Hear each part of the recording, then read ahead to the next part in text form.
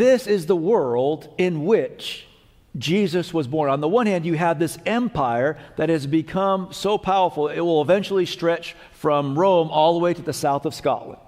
The entire Mediterranean Sea was a Roman lake. They controlled all the land around the Mediterranean Sea. Caesar Augustus completed the conquest of Spain and Portugal.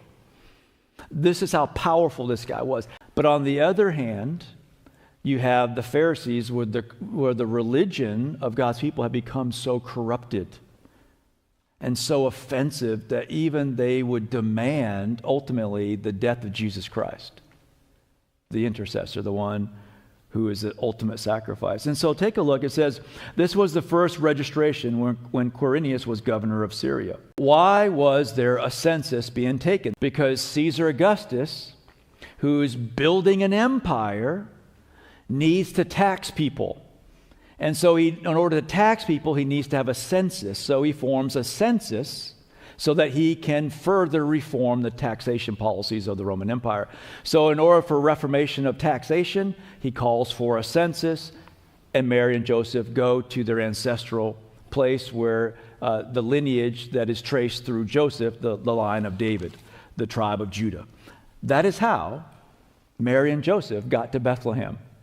They were living in Galilee, in the town of Nazareth, but they had to go there. All of that to say, this is the world in which the intercessor was born, the Messiah, Jesus Christ, God the Son. And so this worldly power really exposes who we really are. Worldly power is, we're on display. Caesar Augustus was on display. They started with calling him Augustus, the illustrious one, in 27 BC, eventually renamed one of the months, the 6th month of their calendar, in his honor.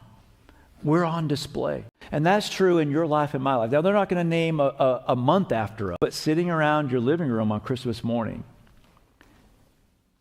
or your family room or your den, either you will be on display or God will be on display. Either your stuff will be on display or Christ will be displayed. That's just the bottom line. And it's been like that throughout time. Worldly power ultimately rests on physical power. And as I mentioned, that's how Caesar Augustus conquered much of the known world. Spiritual power is taken by physical force.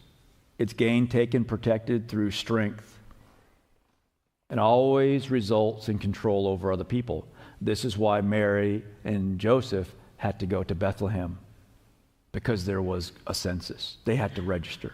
But kingdom power is spiritual power. We don't gain it, we don't earn it, we receive it, not by our strength, but by our weakness and our submission to the Lord.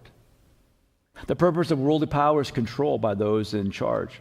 But the purpose of kingdom power is freedom from sin through Christ. That's the purpose of kingdom power, is freedom from our sin through the shed blood of Jesus Christ. To wield worldly power requires force, but kingdom power requires grace. And if you think back to the life of Jesus Christ and what he went through, all of that was demonstrated repeatedly in his life.